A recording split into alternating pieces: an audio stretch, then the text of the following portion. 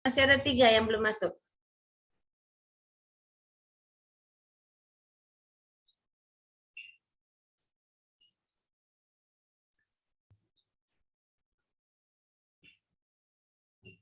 Halo, assalamualaikum adik-adik. Waalaikumsalam Waalaikumsalam, Ibu. Iya. Kayaknya Wonder Woman semua ini ya. Izin ada satu. Satu-satu, Bu. Ada satu. Oh, berarti satu itu apa namanya? Pemimpin itu yang menjaga kita. Berarti kita yang dijaga oleh 10 wanita dijaga sama pria satu. Wow, keren. Mana nih yang lain?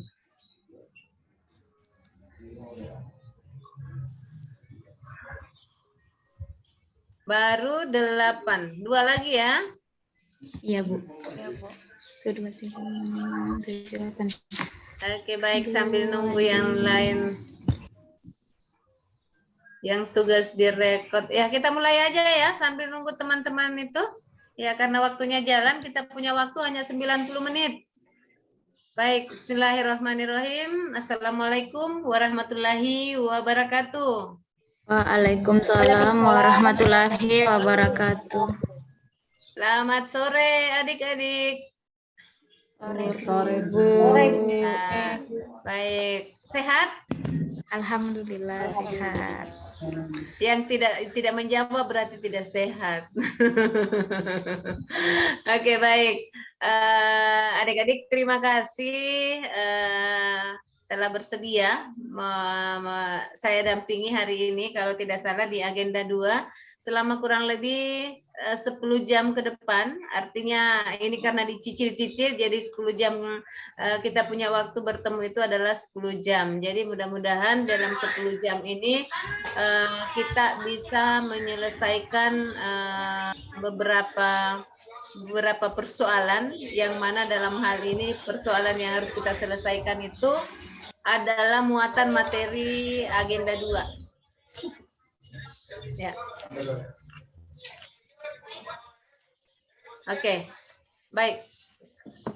Ada yang kayaknya mengganggu sedikit modulasinya. Oke. Adik-adik yang kami banggakan, kita diberikan waktu 90 menit untuk berdiskusi atau mengevaluasi atau mengetahui sampai di mana pemahaman adik-adik tentang pembelajaran yang kita mau lakukan, yaitu khususnya di agenda 2. Karena di agenda 2 itu dalam muatannya ada mata pelatihan sebenarnya sih ya, ada mata pelatihan 5 mata pelatihan yang di dalamnya. Yang mana mata pelatihan yang pertama itu adalah akuntabilitas, ya, akuntabilitas, nasionalisme, etika publik, komitmen mutu dan anti korupsi itu sendiri.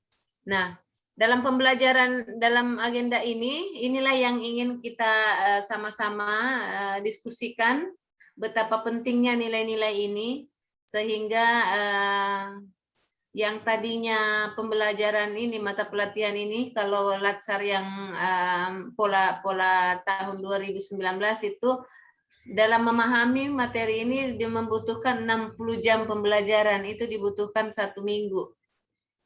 Namun karena teman-teman ini adalah generasi milenial, ya generasi milenial, ya dengan adanya juga didukung dengan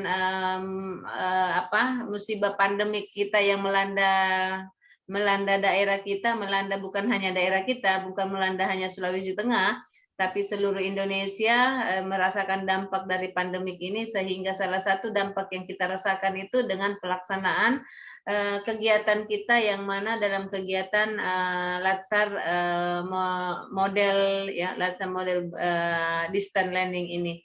Jadi pembelajaran yang kita lakukan ini adalah semua dilakukan dengan Zoom meeting. Jadi penuh harap bahwa dalam pembelajaran ini tidak mengurangi nilai atau hikmah yang akan kita dapatkan di dalam proses pembelajaran yang kita proses di dalamnya. Oke, baik adik-adik. Di dalam agenda 2, di agenda 2 ini kalau kita kemarin sudah banyak berbicara tentang agenda 1 ya. Kalau kita mereview sedikit agenda 1 itu lebih bagaimana cara pandang kita sebagai bangsa, sebagai warga dan melihat bangsanya, cara pandang kita melihat bangsa itu sendiri. Nah, kemudian di dalam agenda 1 itu wawasan kebangsaan yang mana di dalamnya menjadikan Pancasila itu ideologi bangsa dan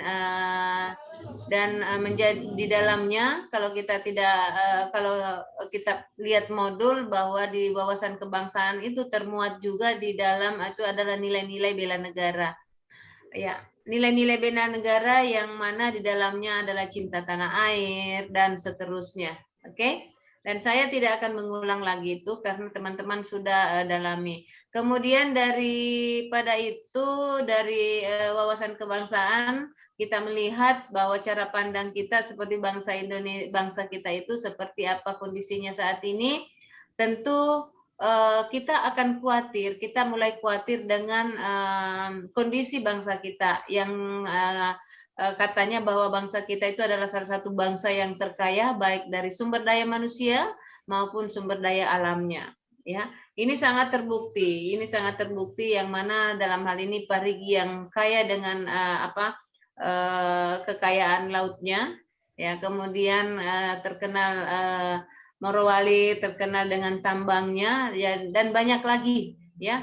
Nah, ini yang membuktikan. Namun ada hal yang mengkhawatirkan kita sebagai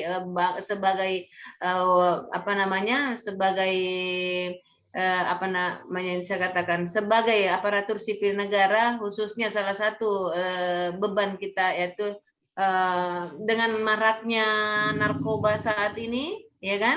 Narkoba dengan terorisme, money laundry, semua itu akan berdampak kepada bangsa kita kalau itu akan dibiarkan, sehingga diberikanlah metode cara menganalisis isu, bagaimana caranya kita menyelesaikan isu itu, sehingga diberikan alat analisis aktual APKL yang mana di dalamnya APKL itu aktual, problematik, halayak dan layak. Nah, dari beberapa isu yang kita dapatkan, kita kemudian turunkan ke USG urgen dengan melihat tingkat urgennya, seriusnya dan growth-nya. Nah, dari hasil alat analisis USG ini kita kemudian menemukan satu isu yang mana isu core isunya, isu yang utama yang akan kita angkat itulah yang kita turunkan dalam Peacebond. Nah, Peacebond inilah kita ketemukan ternyata salah satu penyebab isu yang akan kita ambil itu adalah kita cari penyebabnya. Isu yang kita menjadikan isu aktual atau isu yang utama itu kita cari penyebabnya. Kenapa sampai seperti ini? Nah, itulah metode-metode yang adik-adik dapatkan kalau tidak salah di agenda 1.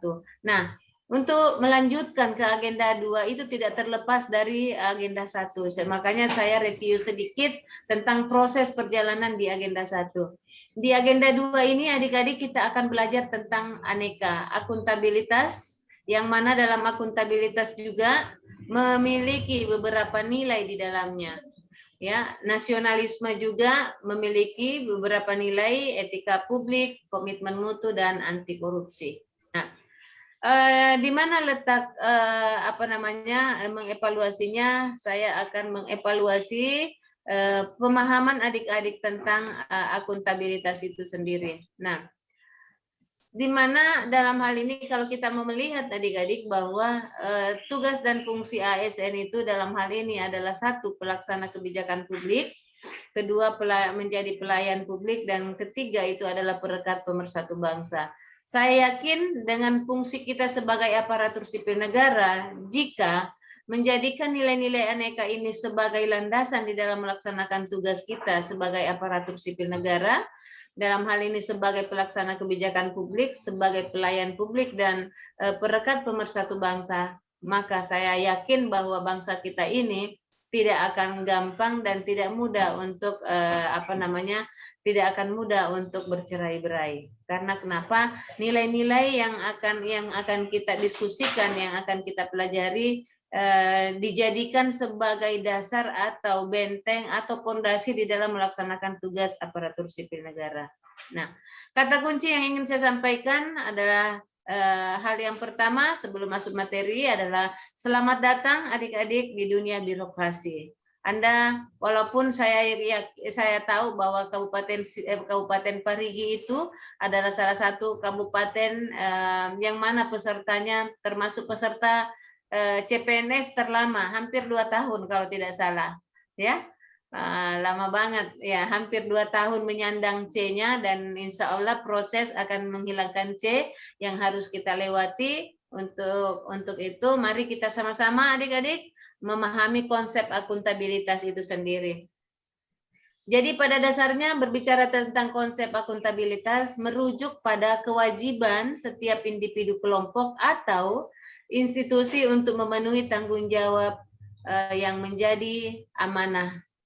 Nah, amanah seorang PNS adalah menjamin terwujudnya nilai-nilai publik. Jadi inilah yang sebenarnya akan kita pelajari. Karena kenapa? Di Aneka itu ada 5 nilai, yang mana untuk sesi pertama kita akan hanya belajar tentang akuntabilitas dan nasionalisme. Sisanya itu nanti kita sesi di pertemuan di hari Rabu, ya. Jadi kita diskusikan dulu seperti apa wujud akuntabilitas itu, seperti apa wujud daripada nasionalisme itu sendiri. Nah, ini kalau kita melihat bahwa nilai akuntabilitas yang sudah kita pahami, saya akan mencoba, karena salah satu tugasnya itu adalah akuntabilitas akan merujuk kepada kewajiban setiap individu, ya, kelompok atau institusi untuk memenuhi tanggung jawabnya yang menjadi amanahnya. Amanah seorang PNS adalah menjamin terwujudnya nilai-nilai publik. Nah, mari kita sama-sama kita diskusikan di dalam pembelajaran MOOC, ya, adik-adik sudah belajar banyak tentang di hari 16 hari adik-adik diberikan kesempatan belajar tentang belajar mandiri, ya, tentang bagaimana itu wawasan kebangsaan, bagaimana itu isu kontemporer, kemudian masuk ke nilai-nilai aneka itu sendiri, dan masuk ke agenda ketiga peran dan kedudukan ASN. Nah, yang saya hanya mau ukur apa yang dalam hal ini yang di akuntabilitas, apa aja yang adik-adik dapatkan di pembelajaran MOOC-nya. Ya. Silakan kita langsung saja sharing, langsung saja kita diskusi apa aja yang adik-adik dapatkan di pembelajaran MOOC. Ya, ada yang mau raise Coba, Bu. hand? Oke, silakan yang mencoba raise hand supaya saya lihat. Oh iya, Bu. Oke, siapakah dirimu? Oke, Satriani. Ya, Bu. Oke. Assalamualaikum warahmatullahi wabarakatuh. Waalaikumsalam warahmatullahi wabarakatuh. Di sini yang saya dapatkan dari MMOC, terutama di dalam pembelajaran mengenai akuntabilitas. Yang pertama, pengertian akuntabilitas itu sendiri. Nah, jadi akuntabilitas itu merujuk pada kewajiban pertanggungjawaban yang harus kita penuhi atau harus kita capai. Nah, untuk itu kita harus mempunyai nilai-nilai dari akuntabilitas itu sendiri, sehingga nantinya ada fungsi yang kita dapatkan dari kita menganut nilai-nilai dari akuntabilitas. Ya, Bu, itu yang itu ya. Jadi di pemahaman akuntabilitas itu bagaimana merujuk pada pertanggungjawaban daripada apa yang kita lakukan. Oke, baik. Masih ada Nengsi Utami. Ya, Bu, izin menjawab. Silakan, terima kasih untuk kesempatan yang diberikan kepada saya. Yang menjadi pemahaman saya mengenai akuntabilitas adalah berbicara tentang pertanggungjawaban, dan dia lebih berorientasi pada hasil. Jadi akuntabilitas itu dia berbicara tentang tanggung jawab kita dalam bekerja, integritas kita dalam bekerja, terus Oke. ada konsistensi kita dalam bekerja, kemudian bagaimana kita menyampaikan informasi, transparansi. Oke. Seperti itu. Terima Oke. kasih. Keren. Baik, makasih Bu Nengsi. Jadi akuntabilitas itu merujuk kepada nilai-nilai yang apa yang ada di dalam nilai akuntabilitas itu sendiri. Masih ada Bu yang lainnya? Di raise hand aja. Cek. Oke. Izin. Yang silakan. Saya tidak lihat Dinda. Oke, raise hand mana aja? Yang raise hand mana nih? Oke, Pak Andi Parawansa. Siap Ibu. Ya. Ya, terima kasih. Mohon izinnya Ibu. Silakan Dek. Iya, terima kasih Ibu. Di dalam akuntabilitas, selama masa proses pembelajaran emosi itu, ada 5 langkah yang saya pahami Ibu, yang harus dilakukan dalam membuat framework akuntabilitas di lingkungan kerja CPNS. Yang pertama, mungkin sudah terangkum tadi Ibu, apa yang disampaikan oleh sahabat saya Satriani dan Heni, yaitu di sini kita menentukan tanggung jawab dari tujuan. Kemudian ada perencanaan, apa yang akan dilakukan untuk mencapai suatu tujuan. Kemudian melakukan implementasi dan monitoring kemajuan. Dan ada juga dalam hal memberikan laporan secara lengkap. Kemudian memberi evaluasi serta masukan dari perbaikan. Mungkin itu saja Ibu yang bisa dapat saya sampaikan. Terima kasih.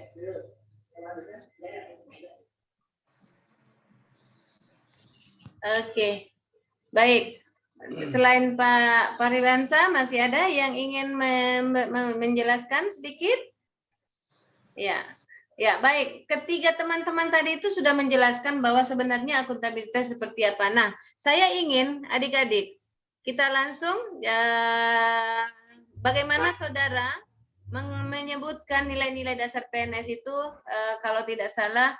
Nilai-nilai PNS itu ada tadi disampaikan pemahaman Anda, misalnya di nilai-nilai ada di sini ya, ada 7 nilai-nilai nilai-nilai akuntabilitas. Nah, silakan adik-adik siapa yang bersedia menjelaskan seperti apa transparansi, tanggung jawab berhubungan dengan akuntabilitas yang teman-teman tadi sampaikan. Oke.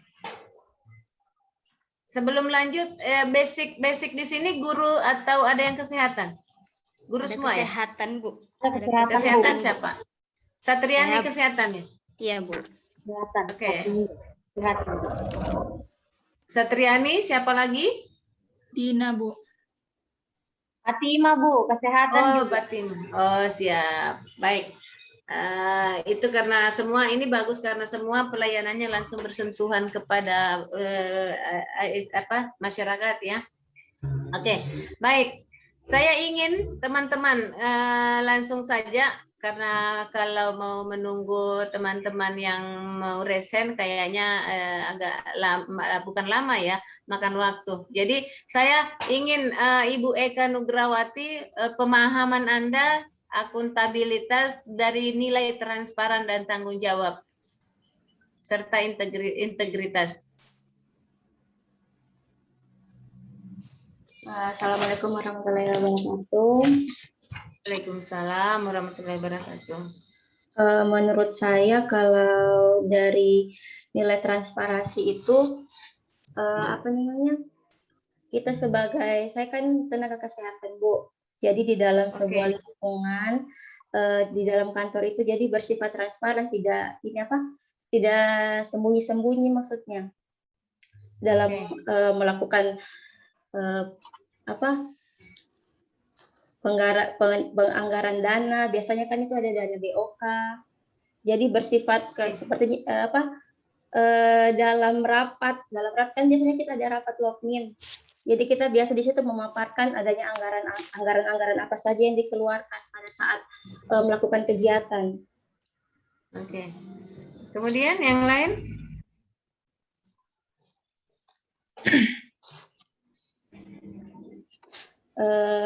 Tanggung jawab. Kalau di sini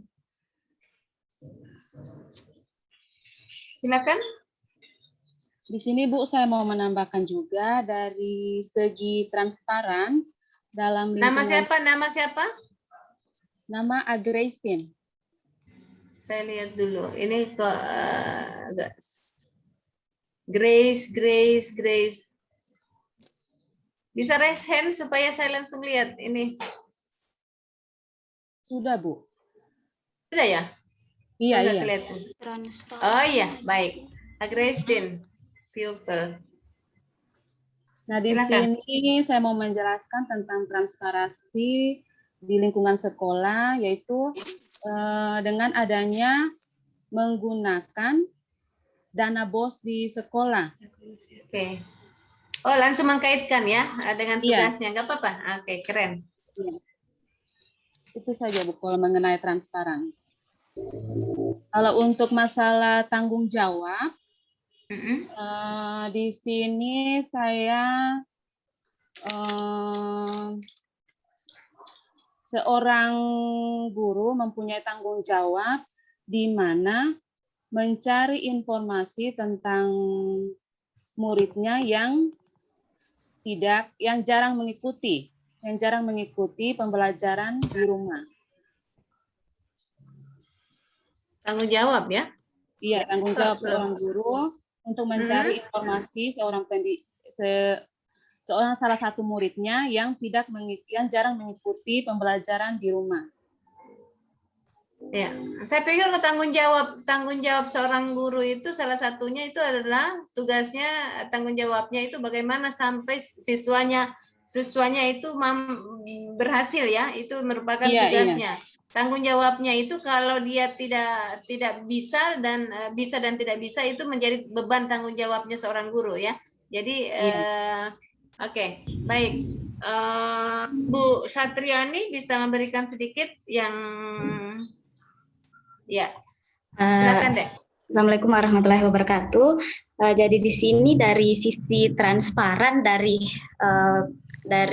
tupoksi saya, dari sisi kesehatan, yaitu ketika saya melakukan anamnesis dan pemeriksaan fisik di dalam poliklinik, itu saya harus menyampaikan apa hasil dari pemeriksaan saya kepada pasien saya.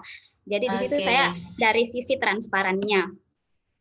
Terus kalau dari sisi tanggung jawab, di sini tanggung jawab saya itu saya harus melakukan poli di jam yang telah ditentukan. Jadi saya melakukan poliklinik dari jam 8 sampai jam 12. Jadi itu saya harus bertanggung jawab untuk menyelesaikan tugas saya selama poli. Nah, di sini dari sisi integritas itu yaitu komitmen untuk mengikuti aturan. Jadi saya harus datang di puskesmas untuk cek log itu sebelum jam 7:30, Bu. Terima kasih. Oke, Bu Satriani dokter atau apa? Dokter, Bu. Oh, dokter. Oh iya. Oke. Baik, terima kasih. Jadi pada dasarnya ketransparansi itu bagaimana kita dalam hal ini memberikan akses informasi ya, informasi yang benar, yang jujur terhadap itu tadi untuk jujur tentang penyelenggaraan tugas dan tanggung jawab kita secara itu tadi bahwa tentu yang kita informasikan itu adalah hasil. Mau seperti apa itu ya, kita harus transparan. Tidak ada yang harus ditutup-tutupi ya. Tidak ada yang harus ditutup-tutupi. Nah, mau hasilnya negatif, mau hasilnya tidak bagus, mau hasilnya tidak bagus dan tidak bagus itu harus diekspos, ya. Tetapi itu sangat berbeda kalau di dalam hal ini bahwa keterbukaan. Jadi transparansi yang dimaksud ini kita bisa semua informasi itu bisa informasi yang dalam hal ini capaian-capaian kinerja yang kita dapatkan itu harus orang lain tahu, bukan hanya di individu. Nah, itu adalah bentuk transparansi. Tetapi ada beberapa hal yang tidak semua harus ditransparansikan, tidak semua hal yang harus orang lain yang harus orang lain. Kalau itu yang menurut kita itu agak sedikit rahasia, karena kenapa? Di dalam organisasi itu ada namanya kode etik, ya kan? Ada namanya hal-hal yang yang pantas diekspos, ada yang tidak pantas diekspos.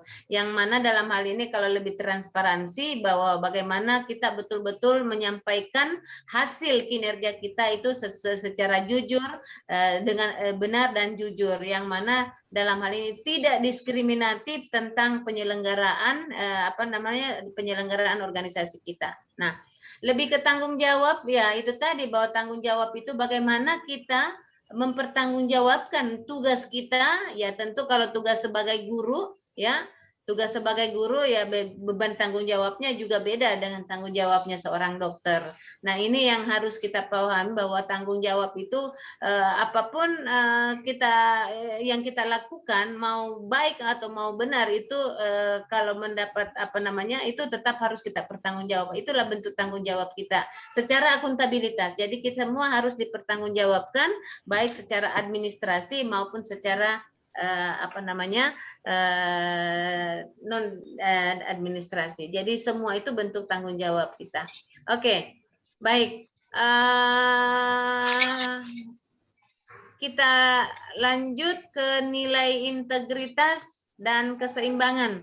Nah, nilai integritas dan keseimbangan ini saya berharap teman-teman kita kembali ke sini bahwa mampu mengkaitkan, mengaktualisasikan nilai-nilai ke dalam instansinya. Jadi tadi ada contoh yang diberikan Ibu Satriani bahwa bagaimana seorang dokter di dalam memberikan pelayanan pasien itu dia harus bertanggung jawab apapun baik pertanggungjawaban secara akuntabilitas, transparansi maupun secara cara tanggung jawab sendiri. Jadi bagaimana itu nilainya dia mampu menjelaskan. Nah, saya ingin teman-teman yang lain nilai integritas dan keseimbangan. Silakan. Jadi memang karena ini adalah hanya kita mau mengukur sampai ke pemahamannya teman-teman, karena kita jujur kita tidak akan berbicara konsep lagi, tidak akan berbicara tentang apa itu yang dimaksud ini, tidak. Tapi kita langsung bagaimana Anda menerapkan nilai integritas di dalam tugas Anda sebagai pelayan publik misalnya, seperti itu. Saya persilakan Ibu Heni Sapitri. Ya, Assalamualaikum warahmatullahi wabarakatuh. Waalaikumsalam warahmatullahi wabarakatuh. Jadi kalau untuk menurut saya nilai di ini Bu, integritas dan keseimbangan, semisal saya kan perawat, nah itu misalkan ditugaskan untuk sebagai kepala ruangan, dan kebetulan misalkan ada anggota saya yang berhalangan hadir, jadi saya yang membackup untuk sebagai agar seimbang, maksudnya seimbang dalam artian kan kalau sakit nggak bisa dipaksakan Bunda, jadi saya sebagai kepala ruangan bertanggung jawab untuk menyeimbangkan anggota agar pelayanan tetap berjalan dengan baik. Oke. Dari nilai sisi integritasnya sayang? Dari nilai sisi integritasnya, semisal ada pasien kalau kepala ruang seperti itu kan biasa dianggap lebih senior Bunda. Jadi saya biasanya kalau ada penanganan anggota saya tidak bisa melakukan suatu tindakan, saya bertanggung jawab meskipun jadi saya meminta untuk yang jaga di depan PKM itu untuk menelpon saya kapanpun jika dibutuhkan bantuan, seperti misal menginfus anak kecil yang ada yang tidak semua skill para perawat bisa seperti itu. Jadi bertanggung jawab membackup para teman-teman pemain belakang Bu. Gelandang ya, gelandang. Oke, baik.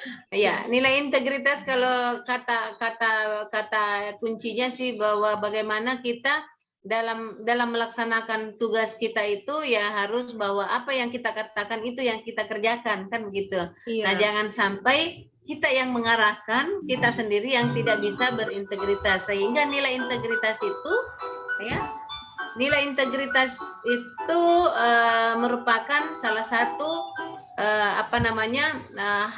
hal yang wajib dimiliki seorang aparatur sipil negara di dalam melaksanakan tugasnya sebagai pelayan publik. Karena kenapa? Kalau seorang ASN atau seorang guru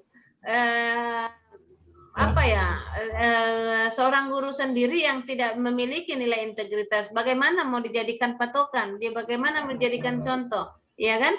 Karena kenapa? Seorang guru itu selalu menjadi leader, begitupun di apa namanya di kesehatan, ya. Jadi semua yang kita layani itu ya manut dengan kita, sehingga tentu kita mau melihat bahwa yang selalu menjadi sorotan bagi masyarakat itu, ya kan, selalu menjadi sorotan itu ketidakpercayaan masyarakat terhadap kita itu karena oknum, bukan pegawai ya, oknum, beberapa oknum yang ada di dalamnya, yang di dalam melaksanakan tugasnya sebagai aparatur sipil negara itu, yang nilai integritas itu sebenarnya bukan tidak ada, tetapi nilai-nilai integritas yang dimiliki itu adalah bergeser, artinya pemahamannya, tingkat pemahamannya atau tingkat pemahamannya tentang nilai-nilai integritas itu atau bahkan nilai-nilai akuntabilitas itu bukan pudar, tapi bergeser pemahamannya karena beberapa faktor yang menyebabkan.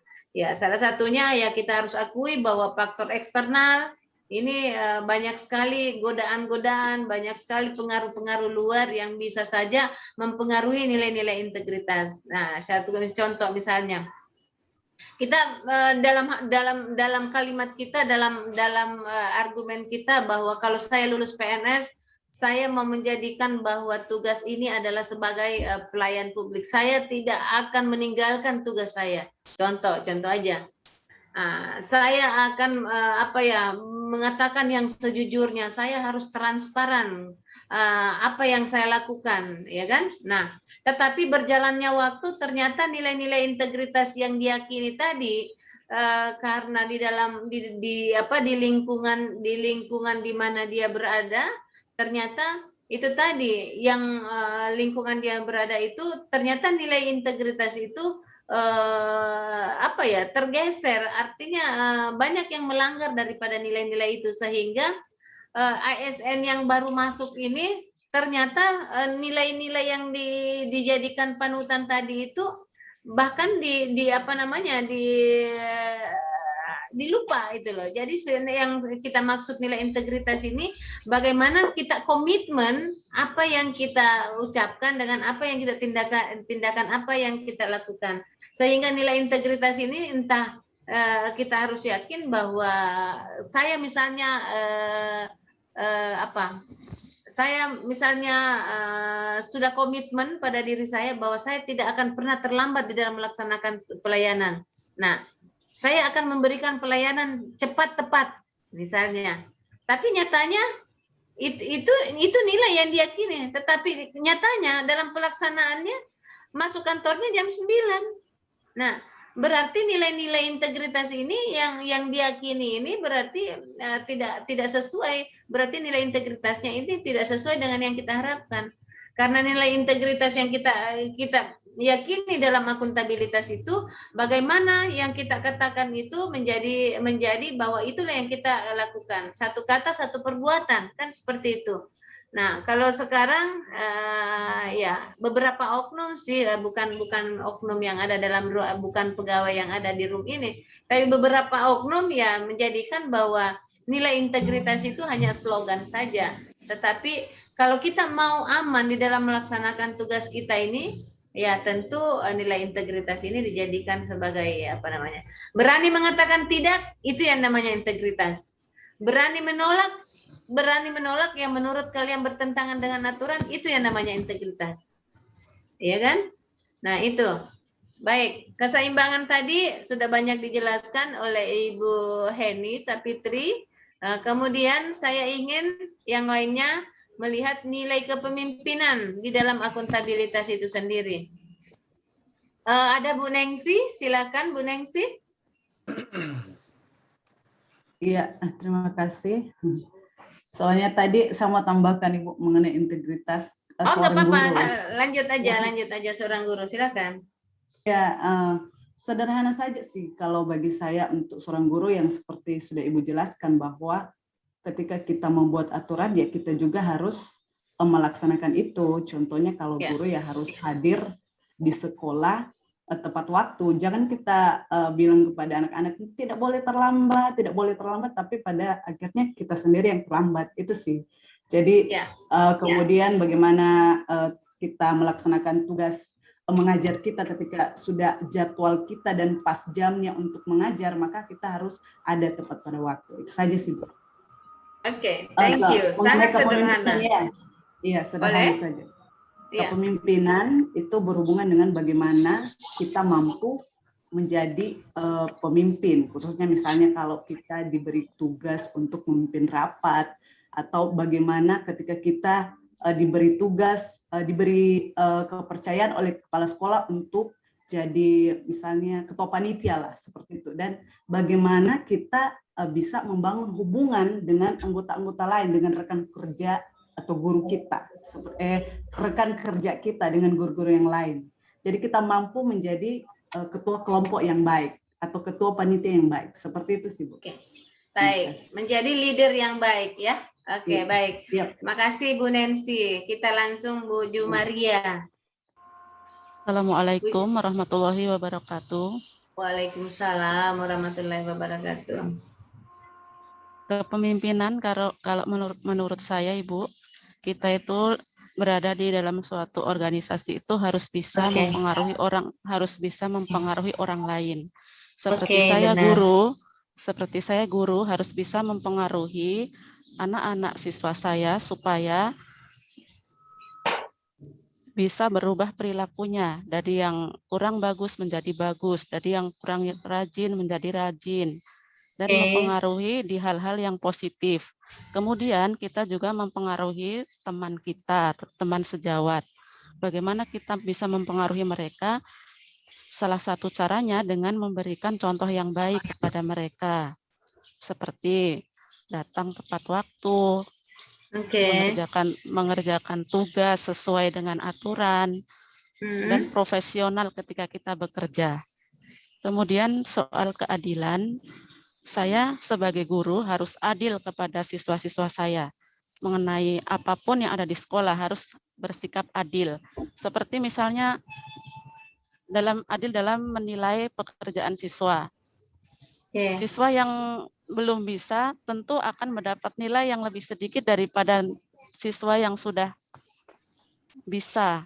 Biarpun siswa yang belum bisa itu adalah anak teman kita sendiri atau anak atasan kita, tapi kita harus adil, tidak boleh pilih kasih, tidak boleh kita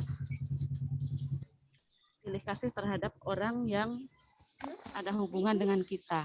Sekian, Bu, terima kasih. Oke, terima kasih Ibu Jum ya. Oke, baik, masih ada yang raise hand.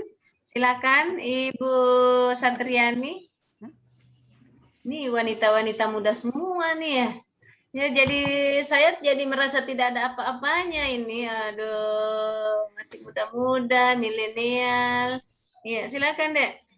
Assalamualaikum warahmatullahi wabarakatuh. Waalaikumsalam.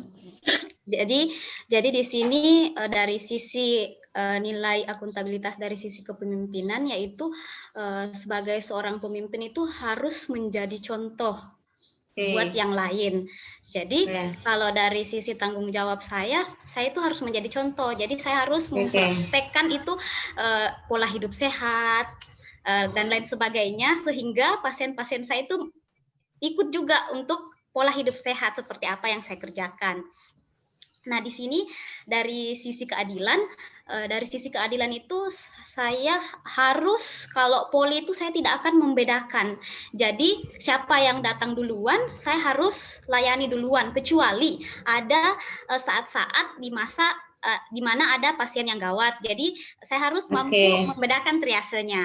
Tapi selama dia dalam satu triase, saya harus adil. Jadi siapa yang duluan datang, itu yang harus saya layani duluan. Terima kasih. Oke, terima kasih Bu Dokter. Ya, ada Ibu Dina. Silakan Bu Dina. Ya, Assalamualaikum warahmatullahi wabarakatuh. Waalaikumsalam. Iya Bu, di sini nilai akuntabilitas dari segi kepemimpinan Bu, sama dengan Dokter Satriani, yaitu pemimpin itu harus menjadi contoh leader dan bisa berlaku bijak dan bijaksana.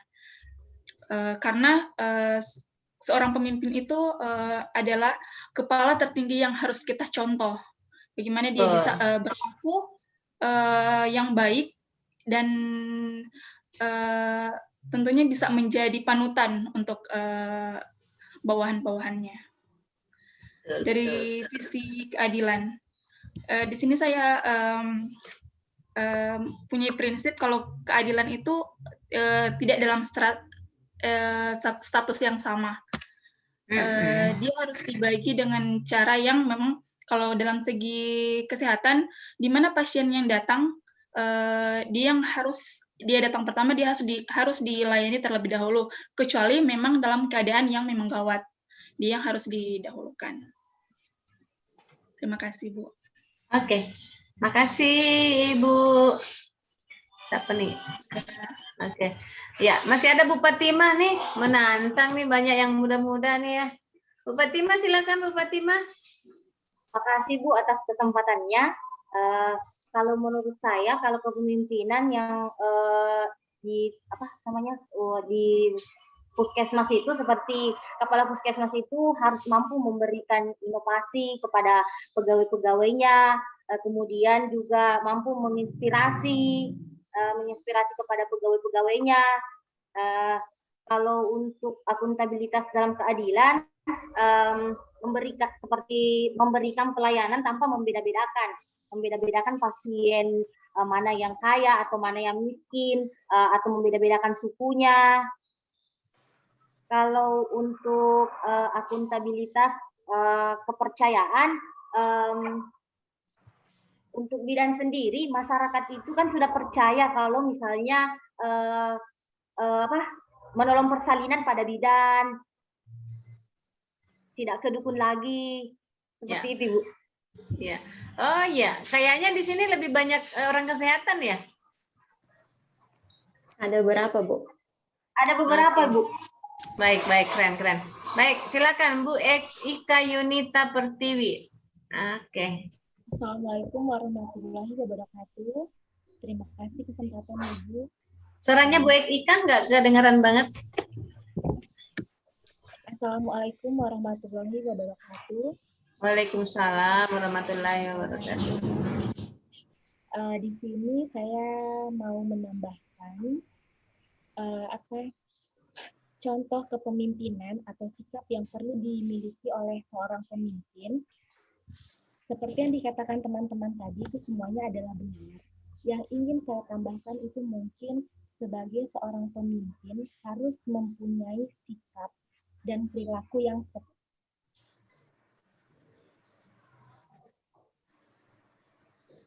Halo. Jaringannya kayaknya, Bu. Jaringan, Bu. Ini kan tidak enak tuh jaringannya kalau begini kan. Oke, silakan lanjut Bu Ika. Ibu tadi sampai di mana? Ibu dengar?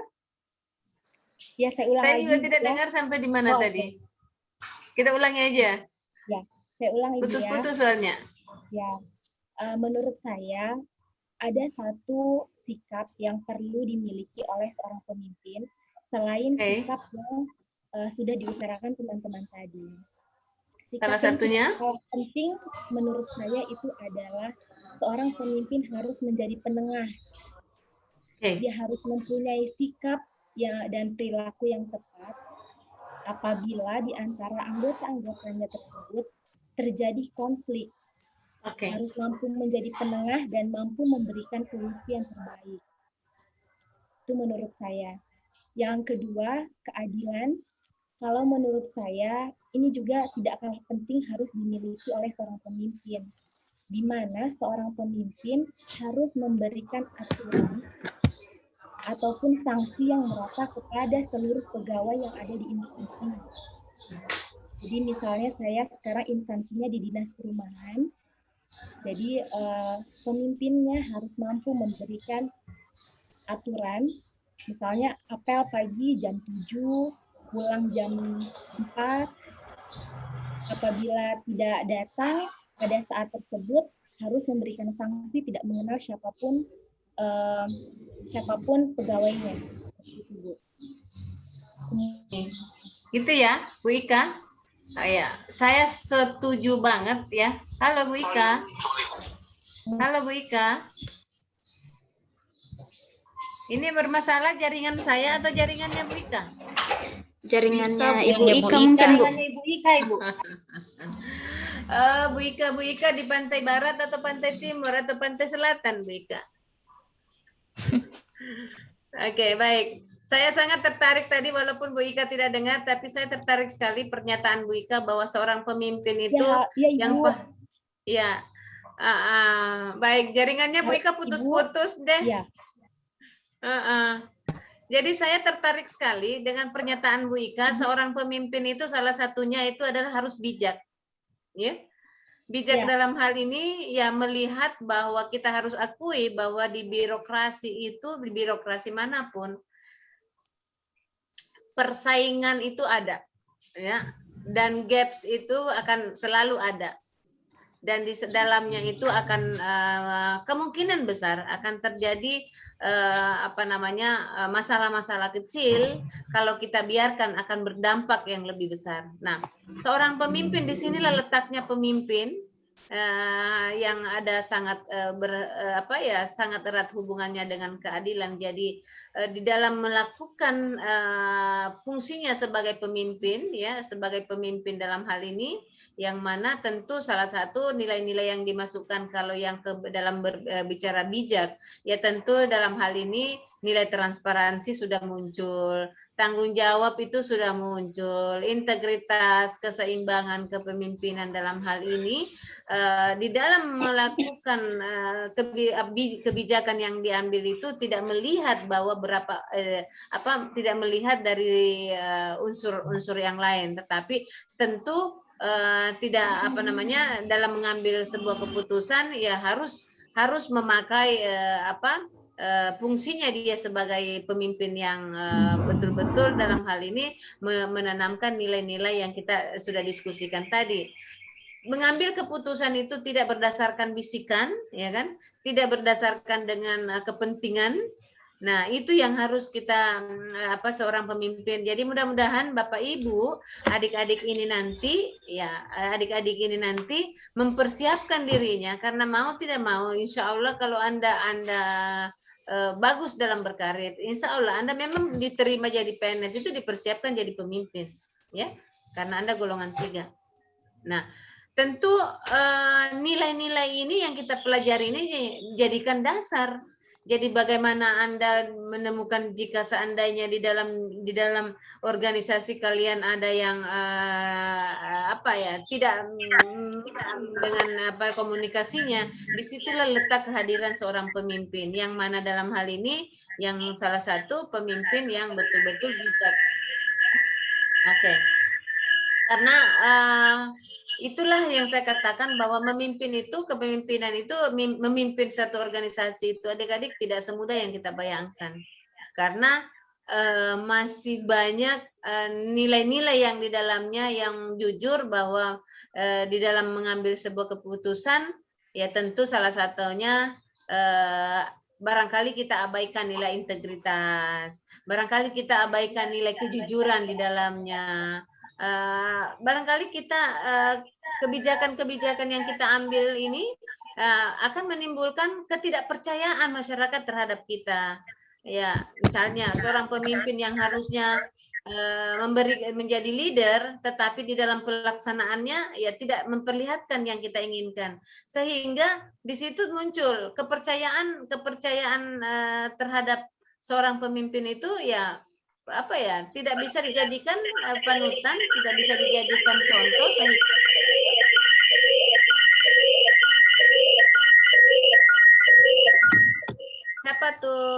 Siapa tuh? Ya, oke, baik. Jadi ada yang berdampingan duduknya? Izin Bu, Ibu Ika Yunita Pratiwi. Bu Ika dengan Tolong salah satunya di mute, Bu. Iya, salah satunya di mute. Karena sinyalnya kurang bagus. Nggak apa-apa. Itu biasa, itu biasa itu. Jadi nggak apa-apa. Cuman biasa mengganggu kan. Jadi memang itulah resiko daripada distance learning ini. Kalau kita barangkali pertemuan dalam kelas itu beda lagi. Tapi intinya bahwa saya berharap teman-teman ini kenapa saya lebih ke penguatan individu dalam memahami nilai, karena nanti nilai ini akan kita masukkan ke rencana kegiatan aktualisasi kalian. Ya.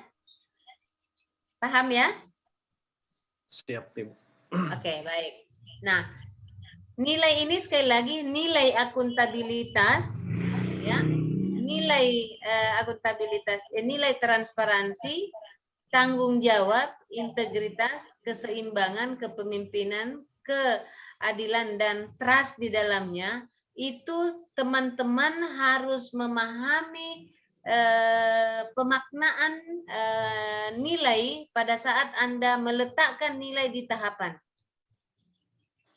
Ya, masih bingung? Oke, saya kembali dulu sebelum saya lanjut harus harus selesai dulu. Nah, saya mau tanya dulu. Adik-adik kemarin waktu di agenda 1 ada tugas kan diberikan saat menganalisis isu kontemporer? Ya. Ya, ada Bu. Ada Bu. Kenapa saya tekan ini? Karena saya pengalaman yang barusan saya ajar itu sudah masuk di agenda 2, belum tahu sebenarnya tidak salah. Tetapi itu tadi di tugasnya itu dia tugas global sehingga memasukkan nilai kegiatannya itu agak keteteran. Jadi ini yang saya mau tanya. Kalian dikasih tugas, ada 2 tugas kan? Tugas mandiri dan tugas kelompok. Tugas mandirinya apa sayang? Mengidentifikasi isu penyebab dan solusi peran dan fungsi kita. Oke, baik. Berarti sudah tahu isunya? Ya. Sudah tahu penyebabnya dan sudah tahu solusinya. Oke, baik. Kalau begitu saya tidak terlalu lama-lama lagi menjelaskannya. Saya mau satu aja. Adakah yang mau mengungkap sedikit kegiatannya? Menceritakan dulu isunya apa, masuk ke penyebabnya apa, dan masuk ke analisisnya solusinya apa, baru masuk ke tahapannya. Oke, baik, silakan. Keren. Nah, ada yang baru nih. 720230 Ikayu. Banyak itu sih Max Blitz. Ikayu siapa nih? Ika Yunita. Izin Bu, itu Ibu Ika Yunita pakai akun keduanya. Ika Yunita tadi sudah, berarti Ika tadi sudah. Yang belum saya mau yang lain. Ayo dong, yang belum menyahut. Kayaknya sudah semua. Baiklah kalau begitu kita acak saja.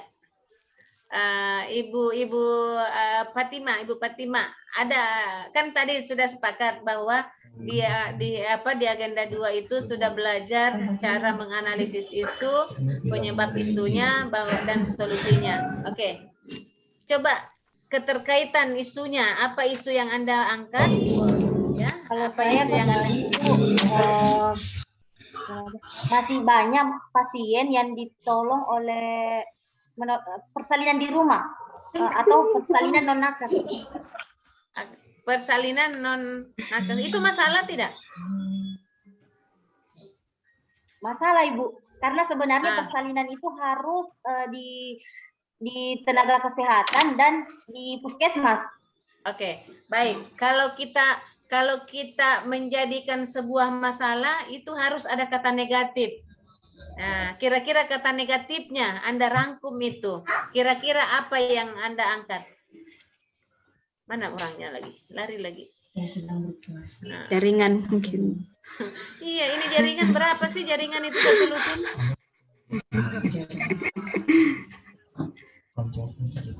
Jaringan satu lusin berapa? 12 ya?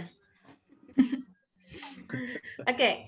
Nah, Bu Fatima, kira-kira kalimat yang tadi itu untuk dinegatifkan, untuk dijadikan masalah, kira-kira bagusnya kalimatnya apa, Bu? Angka persalinan dukun atau pasien yang melakukan di rumah masih tinggi. Oke. Tingginya boleh seperti itu. Jadi angka persalinan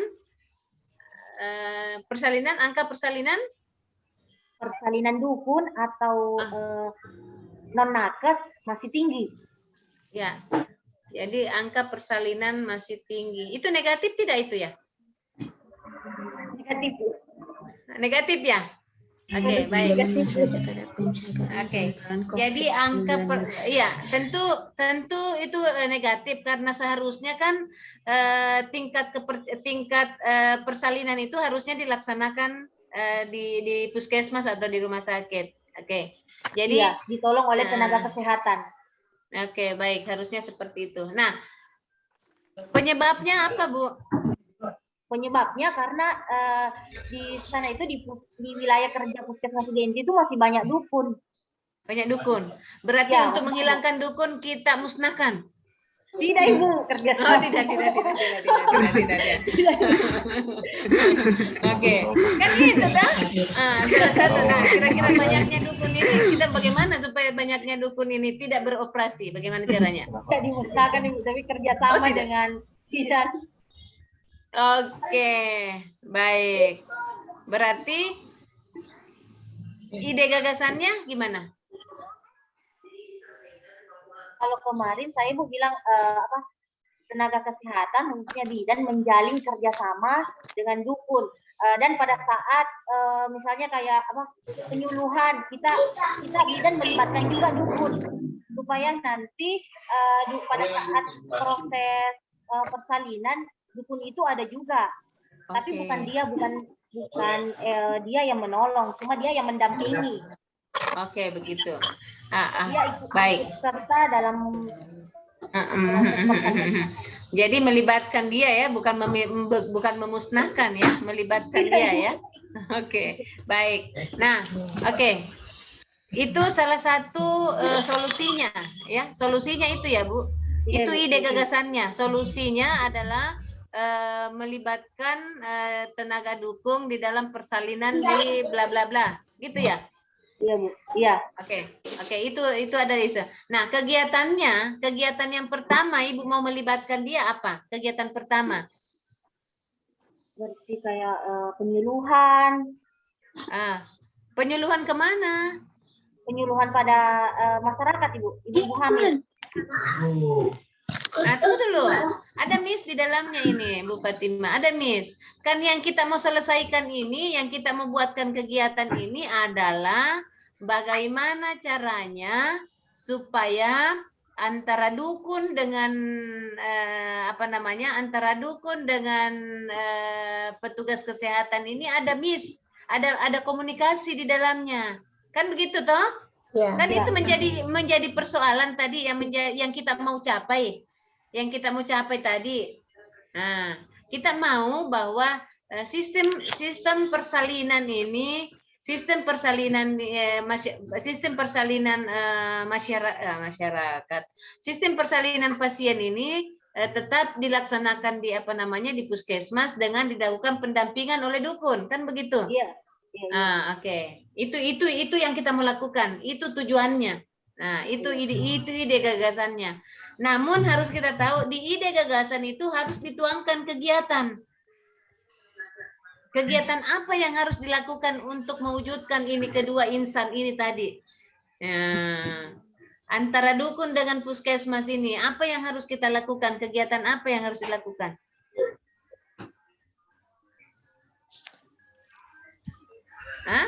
Yang pertama yang harus dilakukan, contoh ini. melakukan duduk bersama, ya, duduk bersama, menduduk bersama antara puskesmas dengan dukun, ya, kan harusnya begitu, karena tersinggung nanti dukun. Dia mau diajak, dia tidak mau, jadi berikan pemahaman kepada dukun bagaimana dia punya peran nanti. Kan gitu toh? Nah, ini kita tidak mau, jangan sampai dukunnya tersinggung. Sisanya tadi. Halo? Fatima, di mana dirimu sayang? Iya, Ibu. Oke, baik. Sebelum saya berikan penjelasan, ada yang barangkali ingin menyelesaikan, ada solusinya. Silakan Ibu Satriani. Kira-kira apa Bu Satriani ini? Harus kita pikirkan solusinya ini. Solusinya itu ini dipanggil dulu bidan dukunnya, Bu. Jadi sama seperti Ibu bilang, jadi kita harus duduk bersama. Jadi kita harus berikan pemahaman sama dukunnya bahwa persalinan sekarang itu sudah banyak sudah banyak dampaknya, tidak sama yang kayak dulu. Makanya angka kematian lebih tinggi. Baik, kita cut dulu. Kira-kira kata apa yang bagus untuk dijadikan kegiatan itu? Kalau duduk menjalin mitra kerja. Apa sayang? Menjalin mitra kerja antara dukun dan bidan. Oke, coy. Nah, ikan sudah itu. Nah, menjalin kerjasama antara dukun dengan bla bla bla. Bidan. Itu menjadi kegiatan loh. Bukan sudah solusi, tapi ini sudah menjadi kegiatan. Nah, untuk menjalin nih. Ini belum ada kaitannya dengan nilai yang kita bahas tadi. Untuk menjalin ini, mitra tadi ini, kita harus bikin tahapan, langkah-langkah apa yang harus lakukan supaya terwujud ini mitra. Menjalin kerjasama ini. Yang pertama, mengundang. Melakukan pendekatan. Mengundang. Kan kita mau rapat bersama nih ya. Mengundang dukun. Kan itu kan? Atau menginventarisir, itu pertama dulu, menginventarisir jumlah dukun di wilayah kerja. Inventarisir sudah itu kegiatan pertama. Setelah kita inventarisir, kita undang dia, itu tahapan kedua, langkah kedua. Halo? Iya. Iya, Bu. Oke.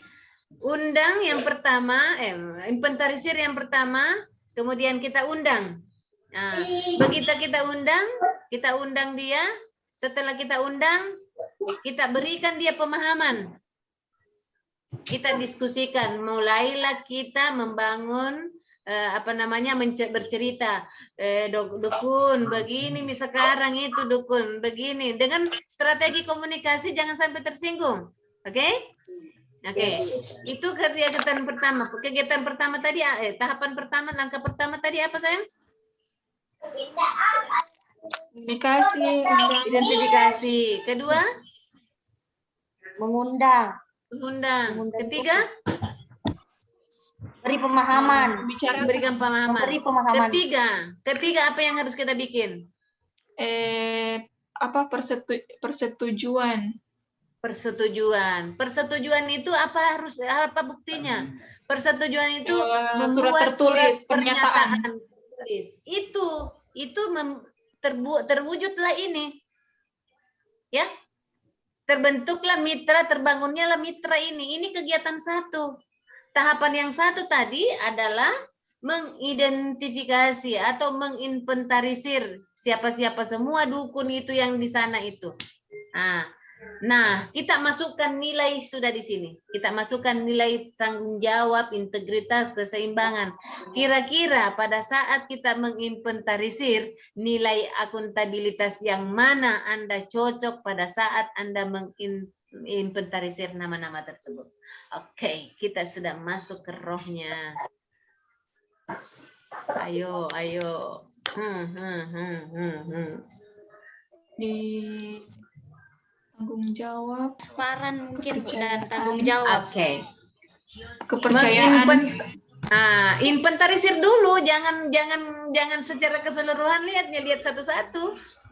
Nah, inventarisir, menginventarisir nilai-nilai, menginventarisir. Pada saat kita menginventarisir nama-nama itu, betul-betul kita harus apa?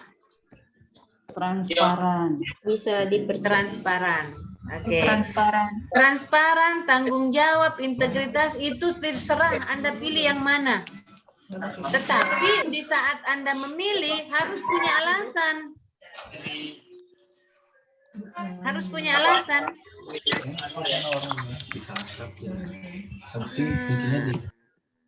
Halo.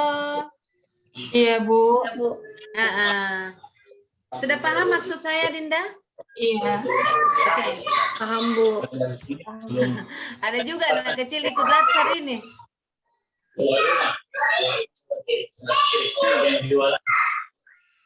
Kak Ika. Sebegitu itu. Oke, baik. Nah, ada yang mau ditanyakan tentang yang saya berikan tadi? Nah, itu saya berikan contoh misalnya, pada saat kita menginventarisir, kita membangun, salah satunya yang kita masukkan adalah nilai transparan. Jadi transparan dalam hal ini harus kita di dalamnya, kalau tidak transparan itu, semua kegiatan itu harus kita pertanggungjawabkan dengan jujur, ya, dengan benar. Jadi kayaknya tidak terlalu masuk deh kalau transparan, ya. Nah, pertanyaannya, Ibu, di dalam menginventarisir itu kayaknya tidak ada nilai akuntabilitas yang cocok masuk di situ. Bagaimana caranya, Ibu? Jangan kasih masuk. Masih ada nilai yang lain. Ya kan? Misalnya, kan ini baru akuntabilitas kita pelajari. Siapa tahu nasionalisme sebentar dia ada. Siapa tahu sebentar etika publik masih ada. Kan kita belum pelajari. Nah, itu caranya. Jadi metodenya cara memasukkan nilai agenda 2 itu nilai aneka di dalam tahapan, bukan di dalam kegiatan. Oke? Oke, Mi Suding? Oke, Mi Pale, bungkus. Siap, Bu. Salah sendiri kalau tidak bungkus. Oke. Nah, baik, kita masuk ke tahapan kedua. Tahapan kedua itu tahapan yang satu loh ya. Tahapan yang satu tadi. Tahapan kedua kita mengundang. Kalau mengundang ini kita harus lihat bahwa nilai apa yang masuk sama dengan yang tadi. Nah, misalnya kita undang bla bla bla. Kemudian kita masuk kegiatan yang ketiga. Kegiatan ketiga tadi? Memberikan pemahaman. Oke. Nah, di sini memberikan pemahaman ini salah satunya kita harus menjelaskan betul-betul, ya. Itu yang namanya transparan. Ibu berdasarkan aturan bla bla bla bla bla ini cerita makin semua di situ. Cerita semua, ya. Cerita semua supaya ini dukun tidak bertindak gitu kan. Ya setakutnya kalau cinta ditolak dukun bertindak itu yang repot. Tapi kalau orang mau melahirkan dukun bertindak nanti ada masalah. Oke, tetapi itu yang saya katakan di dalam memberikan menentukan nilai, memasukkan nilai di dalam tahapan kegiatan itu yang betul-betul relevan. Jangan memaksakan, ya. Karena kenapa? Kalau Anda memaksakan, takutnya nanti pada saat adik-adik ujian pada saat seminar aktualisasi yang ditanya itu adalah nilai. Bukan kegiatan kalian yang ditanya. Tetapi bagaimana Anda memasukkan nilai dalam tahapan itu? Seperti apa pemahaman Anda? Jadi itu ukurannya di situ. Oke? Oke? Ya, Bu. Oke, baiklah kalau oke. Oke, Bu. Yang jelas saya anggap bahwa nilai akuntabilitas sudah tuntas. Iya, Bu. Jelas sendiri kalau tidak bertanya. Bagaimana masukkan nilai dalam aktualisasi? Dalam tahapan, ya, bukan dalam akuntabilitas. Jadi bagaimana memasukkan nilai, ya, di dalam tahapan kegiatan, bukan ke kegiatan tapi tahapan kegiatan. Oke. Oke, nanti besok kita coba praktek karena masih ada praktek nanti. Kita hanya sebatas pemahaman dulu. Jadi caranya begini, teman-teman kan sudah bikin ini, nah, sudah bikin tugas. Nah, nanti tugasnya itu Anda masukkan. Tetapi saya juga kasih tugas sebentar. Oke? Oke, baik. Kita coba lanjut. Hasil belajar yang kita capai dalam akuntabilitas yaitu tadi sudah banyak teman-teman menjelaskan secara konseptual akuntabilitas itu seperti apa, kemudian menjelaskan mekanisme logika dan operasional akuntabilitas, kemudian yang ketiga itu menjelaskan penerapan akuntabilitas secara menyeluruh dalam organisasi. Nah, memberikan contoh perilaku akuntabel dan penegakan akuntabilitas, kemudian menganalisis atau menilai contoh penerapan akuntabilitas. Ini hasil belajar yang kita sudah capai. Nah, memang secara keseluruhan saya yakin tugas teman-teman untuk lebih memahami lagi, baru sharing dengan pematerinya, baru supaya ada refresh kembali, Jadi kalau misalnya teman-teman sudah belajar sebentar, sudah mengerjakan tugas, ada yang kurang paham, silakan tanyakan ke coach, ke pemangku materinya, pemangku agenda 2, ya. Karena di situ tempat memang kita karena waktunya tidak sama dengan yang dulu, jadi manfaatkan peserta yang harus lebih aktif di dalam memahami pembelajaran kita. Kemudian kita masuk. Akuntabilitas itu, kalau kita lihat di sini, akuntabilitas itu sangat berbeda dengan responsibilitas. Jadi akuntabilitas lebih merujuk kepada kewajiban pertanggungjawaban yang harus dicapai. Kemudian kalau responsibilitas adalah kewajiban bertanggung jawaban. Jadi bagaimana lebih ke individu itu sendiri. Kalau ke akuntabilitas itu bagaimana kewajiban pertanggungjawaban dari kinerja kita. Ya. Jadi kalau responsibilitas itu bagaimana kewajiban bertanggung jawaban. Jadi bagaimana lebih ke internalisasi individu. Nah, di sini kita lihat bahwa aspek-aspek akuntabilitas ada 5 yang tadi dijelaskan, ada beberapa, ada aspek akuntabilitas relasi, ada tidak usah kita jelaskan ini ya, nanti belajar sendiri. Kemudian akuntabilitas yang kita lihat bahwa di sini melihat secara nasionalisme. Jadi kita lihat karena waktunya sangat-sangat sedikit. Jadi kita melanjut ke nilai mata pelatihan nasionalisme. Jadi apa yang teman-teman dapatkan di dalam pembelajaran nasionalisme? Nilai-nilai apa yang Anda dapatkan di dalamnya? Silakan.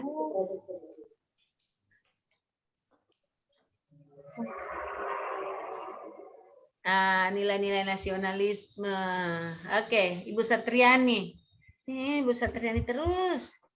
Silakan, Dek.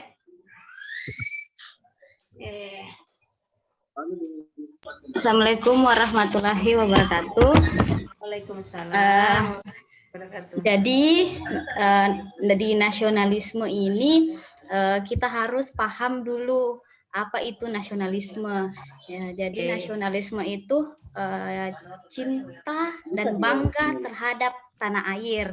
Nah, di sini tuh berlandaskan nilai-nilai yang ada di Pancasila, Bu. Jadi Pancasila kita jadikan sebagai landasan dan cita-cita dan tujuan utama dari nasionalisme. Keren. Oke. Jadi bagaimana kita paham dulu nasionalisme itu seperti apa. Jadi bagaimana cinta kita terhadap bangsa kita. Nah, tentu berlandaskan dengan nilai-nilai tadi. Oh, begitu ya? Bu Satriani. Oke, baik kalau seperti itu pemahamannya. Dan yang saya pahami juga tidak jauh berbeda seperti itu. Nah, baik. Sebagai aparatur sipil negara, ya, bentuk kecintaan Anda sebagai sebagai petugas kesehatan, kira-kira apa?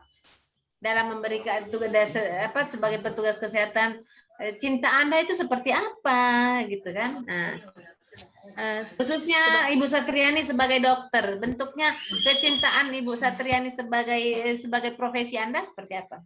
Kecintaan saya dari sisi profesi saya itu bagaimana saya bisa memberikan kesembuhan bagi pasien saya, Bu. Itu kecintaannya. Nah, oke, ada yang lain? Bisa lihat teman-teman. Halo. Mementingkan kepentingan umum daripada kepentingan pribadi, Bu. Itu bentuk kecintaannya. Oke, baik. Terus yang lain? Bisa menghargai, Bu. Bisa menghargai satu sama lain. Jadi baik dalam teman sejawat maupun pasien kita. Ya, itu bentuk kecintaannya. Jadi itu implementasinya ya. Oke, baik, kita coba. Kalau begitu kita lihat, itu adalah kecintaan. Nah, harus kita lihat bahwa kecintaan kita, apa yang Anda katakan itu, dia masuk di dalam, ya, dia masuk dalam mana? Karena kalau tidak salah, nilai-nilai nasionalisme itu ada di dalamnya sini, di Pancasila. Yang dikatakan bahwa Pancasila itu ada 5 sila di dalamnya. Nah, yang Anda katakan itu misalnya saling menghargai, masuk di sila keberapa? Kemanusiaan yang adil dan beradab. Kemanusiaan yang adil dan beradab. Seperti apa? Seperti apa rohnya itu barang kemanusiaan yang adil dan beradab? Penerapannya dalam melaksanakan tugas sehari-harinya seperti apa? Tapi kameranya tidak bagus. Ayo, silakan Bu Eka.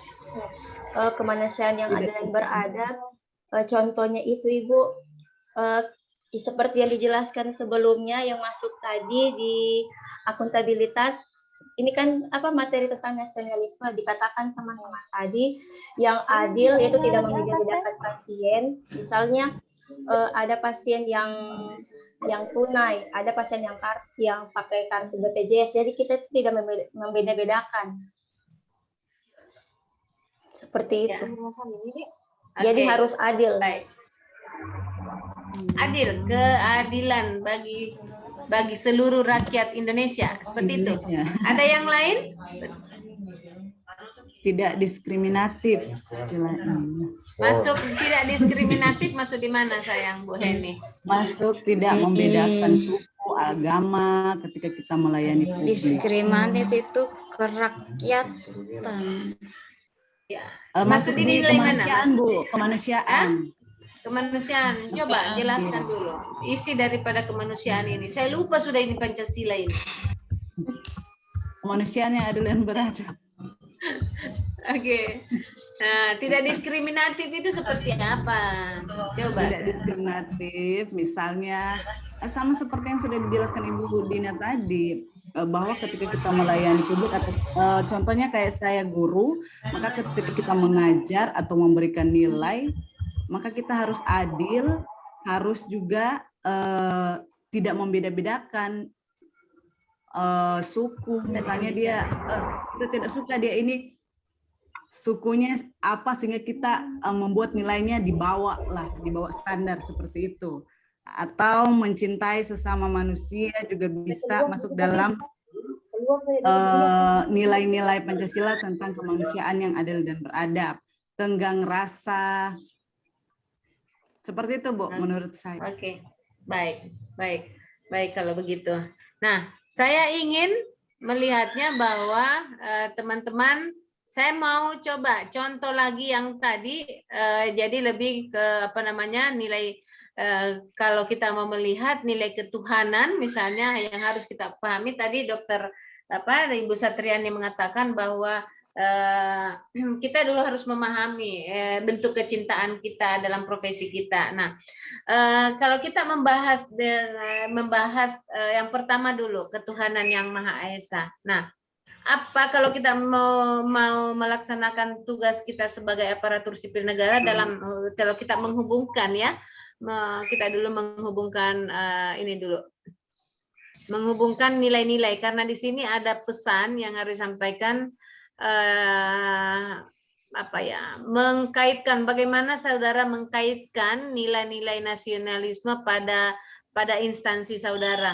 Jadi kalau kita mengkaitkan secara keseluruhan karena dia minta secara nasionalismenya. Jadi seorang guru misalnya. Saya minta perwakilan guru dulu. Bagaimana seorang guru mengkaitkan nilai-nilai nasionalisme, yang mana nilai nasionalisme ini tadi ada 5, bagaimana mengkaitkan nilai-nilai ini di dalam melaksanakan tugas Anda sebagai guru secara umum, ya. Tapi dengan 5 nilai ini, bukan hanya 1 nilai. Silakan.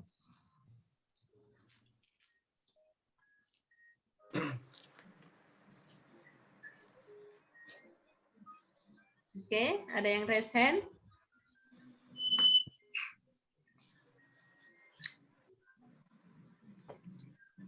Halo.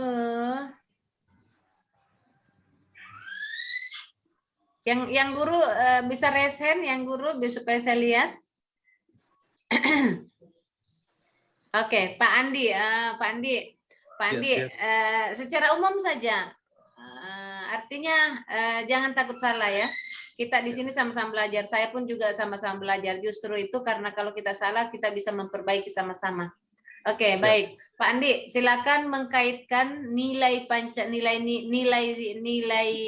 nasionalisme ini yang mana dalamnya ketuhanan, ya, kemanusiaan, persatuan, kerakyatan dan keadilan ini dalam tugas Pak Andi sehari-hari sebagai aparatur sipil negara.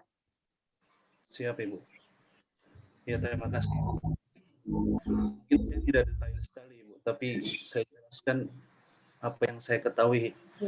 Oke. Ya, kalau yang berapa waktu nih? Ketuhanan. Putus-putus ya, Pak Andi? Halo, Ibu. Ya, boleh.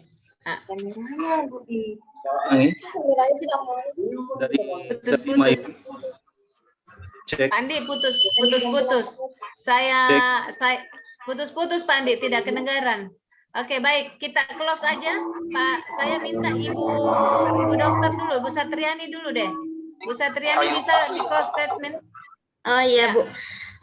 Ini dari bagaimana kita mengimplementasikan nasionalisme ke dalam tugas saya di sini saya sebagai tenaga kesehatan. Jadi yang pertama dari sisi ketuhanan itu kalau misalnya lagi waktu sholat, nah kita mengakhiri pelayanan terus sholat. Oke. Nah, kalau dari sisi ketuhanan kemanusiaan itu kita melayani pasien itu tidak membeda-bedakan, dari suku, ras. Terus dari sisi persatuan, kalau dari sisi persatuan di sini kalau misalnya ada kasus yang saya dapatkan, kebetulan di puskesmas ada dokter gigi. Kalau misalnya ada kasus dokter gigi, saya merujuk ke dokter gigi. Jadi dari sisi persatuan. Terus dari sisi kerakyatan, di sini kalau misalnya ada tindakan yang saya mau lakukan kepada pasien, di sini saya harus edukasi dulu, saya harus musyawarahkan dulu kepada keluarga-keluarganya, mau enggak dengan tindakan, setuju enggak dengan tindakan yang akan saya berikan, Bu, begitu. Oke, baik. Terima kasih teman-teman. Jadi pada dasarnya bagaimana kita memahami nilai ini. Karena kalau tidak salah ini semua juga kita pelajari di bangku mulai dari SMP, SD, SMP, SMA sampai kita kuliah. Ini kita dapatkan. Jadi karena waktunya tinggal 5 menit, cepat-cepat. Jadi pada dasarnya kita akan melanjutkan nilai ini besok. Jadi bagaimana di dalam melaksanakan tugas kita ini selalu melihat bahwa nilai ketuhanan itu adalah nilai religius.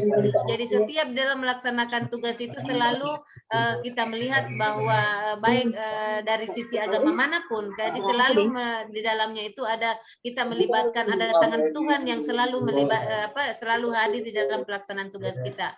Jadi dari sisi kemanusiaan, bagaimana kita dalam memberikan pelayanan itu, manusia itu kita manusiakan, memanusiakan manusia. Jadi tidak bahwa melihat bahwa dia punya golongan seperti ini terus perlakuan kita berbeda, ya tidak seperti itu. Nah, yang kemudian dalam nilai persatuan, jadi bagaimana kita melihat bahwa kita ini memang berbeda-beda dari suku, agama itu memang berbeda, tetapi bukan perbedaan itu yang membuat kita muncul masalah-masalah. Justru dari perbedaan ini kita jadikan bahwa itu menjadi suatu kesatuan. Nah, dalam kerakyatan ini setiap kegiatan yang kita lakukan, apapun itu bentuk siapapun, itu selalu kita musyawarah. Karena di dalamnya itu bagaimana kita melibatkan, mengambil sebuah keputusan, mengambil sebuah kebijakan, itu berdasarkan musyawarah dan mufakat. Oke? Dan kemudian di dalam melaksanakan tugas kita, bagaimana itu tidak membeda-bedakan, berlaku adil. Memperlakukan sama itu tidak berarti hadir, tetapi memperlakukan yang sesuai dengan porsinya, itu yang namanya adil. Seperti itu yang close statement-nya di dalam nilai-nilai, kedua nilai yang kita pelajari, baik akuntabilitas maupun nasionalisme. Nah, adik-adik, ini ada tugas yang ingin saya sampaikan. Ada tugas kelompok, yaitu belanja kasus di media, identifikasi terkait dengan melibatkan pejabat pemerintah. Kemudian diskusikan dan analisis kasus tersebut dan buat kesimpulan berdasarkan pemaknaan nilai-nilai dasar PNS, mata pelatihan akuntabilitas dan mata pelatihan nasionalisme. Ya, nanti bisa baca baca di LMS. Tugas individu, ya. Diskusikan dengan teman kelompok, lalu buat video hasil pemahaman kalian tentang nilai-nilai akuntabilitas dan nasionalisme. Buat video sekreatif mungkin. Jadi di sini upload di LMS jam 23. Cuman karena tidak ada waktu, 23 besok aja ya. 23 besok aja Anda kumpul. Jadi tugas itu dikumpul besok saja, karena besok juga masih ada materi. Dibuat saja, tapi karena besoknya lagi masih ada materi, jadi tanggal 27 saja teman-teman kumpul ini. Jadi ada kesempatan untuk membuat videonya. Oke?